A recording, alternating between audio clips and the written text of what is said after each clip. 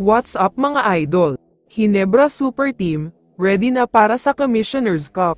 Pero bago mo sana ipagpatuloy ang panonood mo, ay huwag mong kalimutan na mag-subscribe bilang suporta sa aking YouTube channel. Maraming salamat idol.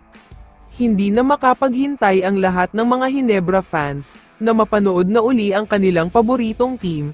Maraming laban na ang nangyari ngayong Commissioner's Cup pero ang Ginebra ay sa December 11 pa lalaban. Maraming fans ang nagtatanong kung bakit matagal ang opening game nila. Binigyan sila ng time ng PBA para magpahinga, dahil maliban sa finals appearance nila last conference, karamihan sa Gilas ay member ng Ginebra. Kaya naman bago ang opening ng Ginebra sa December 11, pag-uusapan natin ngayon ang mas pinalakas, mas pinatindi at mas pinabagsik na lineup ng Ginebra. Super team na nga ang lineup nila ngayon kung maituturing. Una natin pag-uusapan dito ay si Jopeth Aguilar. Crucial ang magiging role niya ngayong Commissioner's Cup, dahil malalakas talaga ang mga import na babantayan niya, siya lang ang tanging center nila kaya importante talaga siya. Susunod dyan ay ang Rookie of the Year candidate na si RJ Abarrientos. Malayo ang agwat niya sa ibang rookie na kasabayan niya, ibig sabihin lang nito ay mataas talaga ang chance niya na manalo, dahil sobrang magaling talaga.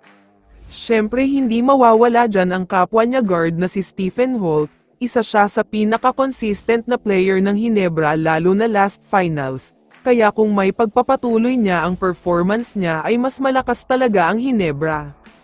Kakalimutan ba natin ang former PBA MVP na si Scottie Thompson? Mataas ang kumpiyansa ng player na ito matapos siyang maghalimaw kontra New Zealand at Hong Kong. Kaya naman siguradong matinding Scottie ang mapapanood natin. Syempre ay pag-uusapan din natin dito ang greatest import of all time na si Justin Brownlee. Pinakita niya sa second window na isa pa din siyang napakagaling na import, kaya siguradong mas magpapakitang gilas pa siya. Hindi mawawala dyan itong si Troy Rosario. Mataas ang expectations ng lahat sa kanya dahil nga isa siyang superstar, matangkad pero mabilis at maliksi. Shooting big man pa siya kaya naman naghihintay na ang lahat ng mga fans. Ang pinaka-last ay si Christian Standhardinger. May mga nagsasabi na nag-retire na siya, pero ayon sa mga source ay malapit na daw siyang makuha uli ng Ginebra, kaya posibleng isama na siya sa lineup this conference. Kaya naman kung ikaw ang tatanungin idol, ano ang masasabi mo sa super team na lineup ng Ginebra? I-comment mo naman ang sagot mo sa tanong na ito. So dito na nagtatapos ang video na ito. Maraming salamat sa pagsuporta at panonood mga idol. Ingat at bye-bye.